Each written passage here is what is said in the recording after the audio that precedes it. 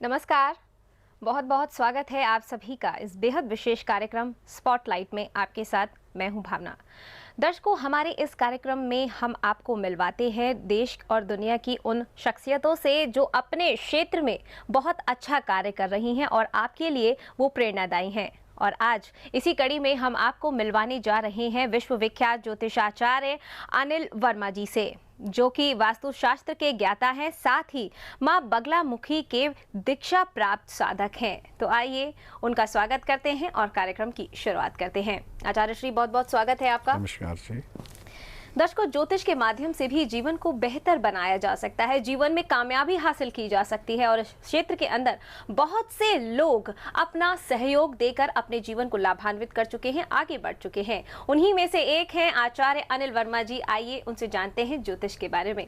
आचार्य श्री, आपसे जानना चाहेंगे जीवन जीने के सरल तरीकों के बारे में। क्या ज्योतिषीय पद्धति के आधार पर एक व्यक्ति सफल जीवन जी सकता है? जी हाँ, हमारे जीवन में हम अलग अलग प्रकार के कुछ उपाय हैं जिनसे हम अपने जीवन के सभी प्रकार की समस्याओं का निदान कर सकते हैं। सबसे पहले तो हमें जानना हो कि हमारे जीवन में सुख और दुख आता क्यों है। ये सुख और दुख हमारे जीवन के पिछले जन्मांतरों के किए हुए प्रारब्ध कर्मों की वजह से ही आता है। इनको ठीक करने के लिए हम जब अपने जन्म कुंडली देखते हैं, उसके अंदर किस प्रकार के ग्रहों के दोष हैं, उनका निदान किया जाता है। इसके अलावा कुछ कर्म ऐसे हैं जिन्हें हम प्रत्येक व्यक्ति को करने चाहिए जिससे हमारे जीवन में दुख आए ही ना। हम भी पहले प्रश्न ये है कि क्या सिर्फ मंदिर, मस्जिद, गुरुद्वारे आदि में जाने से क्या समस्त प्रकार के दुख दूर हो सकते हैं? नहीं, लेकिन वहाँ जाने से हमें हर प्रकार की सकारात्मक ऊर्जा मिलती है, हमें शुभ कर्म करने की प्रेरणा मिलती है। इसी कड़ी में हमें अपने जीवन के अंदर शुभ कर्म करने के लिए अपने मन को हर प्रकार से हमें शुभ करना चाहिए, यह सोचना चाहिए। इसके अंदर मैं सबसे पहले बताना चाहूँगा कि हर व्यक्ति को रोज़ सुबह सूर्य को अर्घ्य जरूर देना चाहिए। सूर्य को अर्घ्य देने का मैं तरीका बताना चाहूँगा, जो लोग मैं देखता हूँ कि बहुत से लोग गलत करते हैं। सूर्य को अर्घ्य देने के लिए तांबे का एक लोटा होना चाहिए, उसमें जल डालिए, उस जल के अंदर थोड़ी सी शक्कर डालिए और थोड़ा सा लाल चंदन का लेप उसमें इतना मिलाइए जैसे हम तिलक लगाते हैं। उसके बाद हाथ उठाकर, हाथ हमारे सर से ऊपर होना चाहिए और सूर्य की जो जल की धारा गिरेगी उसके बीच में से हमें सूर्य देखना चाहिए और ओम सूर्याय नमः इसका जाप करते रहें। इसके अलावा जब उस जल जमीन पे गिरे तो ना तो किसी लोग तुलसी के पौधे में डालते हैं, उसमें नहीं डालना चाहिए, ज़मीन पे नहीं गिरना चाहिए, फर्श पर नहीं गिरना चाहिए, छींटे नहीं पड़ने चाहिए। इस प्रकार से हम रोज़ सूर्य को अर्घ्य देंगे तो हमें जीवन में यश, कीर्ति, धन, लाभ और आयुष की प्राप्ति होगी। इसी कड़ी में और भी अनेक उपाय हैं, जैसे माँ बाप की सेवा करनी चाहिए, बुजुर्गों का सम्मान करना चाहिए, उनका कोई मन ना दुखाएं, उनको हम हमेशा सम्मान दें, उनके चरण छुएं, उनका आशीर्वाद लें। उनके मन की निकली हुई दुआएं हमारे जीवन को बहुत अच्छा शुभ दे सकते हैं। हमें गाय की सेवा करनी चाहिए। एक उपाय आपको मैं गाय का बताता हूँ। जीवन में हमारी भाग्य की लकीरें, जब हमें दिखता है कि हमारा भाग्य रुका हुआ है, हम आगे नहीं बढ़ पा रहे हैं, आप अपने हाथ में, अपने दोनों हथेलियों में शक्कर लगाइए, शक्कर को लगा के गुड़ ले लीजिए और गाय के सामने दोनों हाथ इस प्रकार से करिए।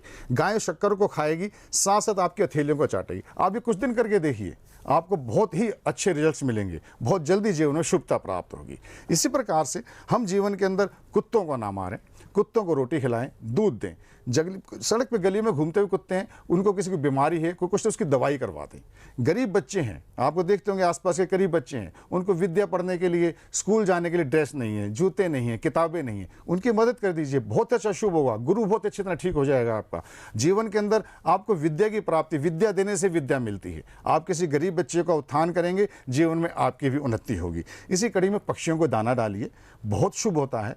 चींटियों के लिए आप एक बूरा मिलाकर, सूजी को भूनकर उसमें बूरा मिला दीजिए और उसको आप कहीं जहाँ चींटियाँ होती हैं वहाँ डालिए। चींटियाँ इतना सा अन्न हजारों चींटियाँ खाएंगी, वो भी आत्मा है, उनको भी शुभ मिलेगा। इसी प्रकार से अनेकों उपाय हैं। आप हमें हर प्रकार के जीवन की शुभता के लिए, शुभ करने के लिए अच्छे ही कर्म करने चाहिए, मेरा यही निवेदन है। जी दर्शकों, बहुत से आसान तरीके आचार्य श्री ने आपको बताए जिसके द्वारा आप अपने जीवन को बेहतर बना सकते हैं। आचार्य श्री, अब आपसे जानना चाहेंगे अलग अलग ग्रहों के अलग अलग उपायों के बारे में, कैसे हम उनके द्वारा अपने जीवन को बेहतर कर सकते हैं? जी देखिए, हमारे 9 ग्रह हैं, सूर्य आदि, हम 9 ग्रहों का उपाय बताते हैं। सूर्य के लिए हमें दान करना चाहिए या उसका मंत्र जाप करना चाहिए। यदि आपकी जीवन कुंडली में सूर्य गलत है तो आपको यश की कमी आएगी। यदि सूर्य नीच का है, गलत भाव में बैठा, इसके लिए गेहूं है, लाल चंदन है, तांबा है, इसका आप दान करिए। नदी में ना बहाना, नदी में अनाज ना बहाएं, नदी को गंदा ना करें। हाँ, तांबे को डाल सकते हैं। अनाज गेहूँ किसी गरीब को दान करिए। लाल चंदन आप मंदिर में दीजिए किसी भी शुभ दिन। ऐसे चंद्रमा के लिए चावल है, चांदी है, मोती है, इसका दान करिए। मंगल के लिए तांबा है, लाल मसूर की दाल है, गुड़ है, लाल वस्त्र है, इसका दान करिए। बुध के लिए आप मसूर की हरी मूंग की दाल है, गुड़ है, इसका दान करिए, हरे कपड़े का दान करिए। और वृक्ष लगाइए, पीपल का वृक्ष लगाइए, बरगद का वृक्ष लगाइए। मंगल के लिए आप लाल कनेर का वृक्ष लगाइए। इस प्रकार से बृहस्पति के लिए पीपल का वृक्ष लगाइए, शमशान में वृक्ष लगाइए। चने की दाल किसी गरीब को दीजिए, गुड़ आप दान करिए, गाय को गुड़ खिलाइए। शुक्र के लिए चावल का दान करिए, चीनी का दान करिए, सफ़ेद वस्त्र का दान करिए। सबसे अच्छा है घर में स्त्रियों का सम्मान करिए। जो व्यक्ति स्त्री का सम्मान नहीं करता उसके जीवन में शुक्र, बुध, चंद्र कभी ठीक ही नहीं हो सकता। इसी प्रकार शनि के दोष के लिए कुत्तों की सेवा कीजिए, कुत्तों को आप भोजन कराइए, पीपल के पेड़ लगाइए।